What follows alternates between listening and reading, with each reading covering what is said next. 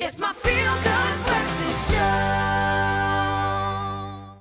Getting up to a lot indeed. Listen, perhaps you find yourself being one of those many South Africans who are struggling to hold on to their mother tongue and being able to speak it properly and well. Well, it's a thing now following the urbanization of rural inhabitants. And of course, we are slowly kind of losing our culture if you think about it these days. Well, earlier on in the show, we spoke to Unathi Kondile, the editor of the relaunched Xhosa newspaper, lesiXhosa. And Unathi's views on society have sometimes landed him in hot water. In fact, I think I've just called him a Twitter veteran because he's been involved in many Twitter wars as a result of this, but he never holds back when it comes to his opinion on culture, which I think is a very, very good thing. Because I guess the question is that a lot of people might ask out there, are we in danger of losing our culture because of so much influence from the Western world?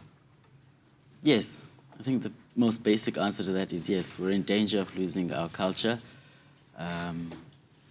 So how do we then go about preserving it then, from your view?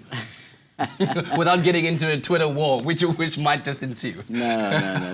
By starting initiatives such as our own language newspapers, as well as, teaching our languages, instilling a sense of pride in people that, to identify yourself, you have to actually express yourself in your own language. Yeah. You are your language.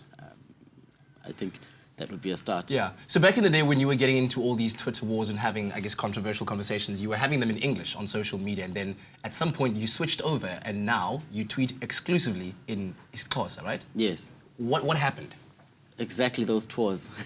Okay. I just thought, I'm engaging with people who do not speak my language every single day and just arguing and consistently going back and forth on things that really are irrelevant to me and to people who speak the language of Xhosa. So I decided, well, let me just tweet in my language and just engage with those who can speak the language or those who want to speak the language, and maybe we can go on to more constructive conversations. Okay. So you're finding that more of the stuff that we do on Twitter or that I do on Twitter is more positive. Yeah. I get into less tours, we get into more meetings about what we can do to develop certain things in the language. Because there's definitely a lot of value in that. But so how would you then explain to, let's say, a younger generation right now about how you can make yourself proudly South African, firstly, by embracing who we are as a nation, especially our cultures, but then also being relevant to a global community, because social media is how we connect with people from all around the world. And it's a hard fact to admit, but if you're just tweeting in Xhosa, you're going to be speaking to Xhosa-speaking people of South Africa or maybe wherever they may be in the world.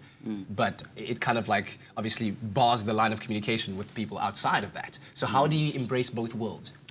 I think we tend to have a misconception where we want to embrace the world outside before embracing ourselves. There we go. So we need to first get confident with the self, fix your own language, be comfortable in your own language, and then you can start playing around with other people. I mean, you can't complain about your neighbor's house when your own house is not in order. Oh, wow. So I would say let's get these languages right, and if you are confident and you understand and you can tweet in your language, surely you'll be able to tweet with other people, Yeah. There's enough room for everyone. Very true. And I mean, these days, when you watch how people interact anywhere on social media, especially from a South African point of view, we do so in mixture of vernac and English and Afrikaans. It's all about, I guess, kind of harnessing the culture that we have as South Africans and being proudly South African. But thank you very much for standing up for that, my brother. No, much thank appreciated. you. Thanks a lot. There we go. So let us know what you think. We want to know, what are your thoughts on this cultural conversation, especially when it comes to the way that we communicate with each other on social media. Let us know using hashtag Expresso Show. You know where to find us, at Expresso Show on Twitter and Expresso Morning Show SABC3 on Facebook. Right now, let's catch up with the headlines of the morning with Zoe.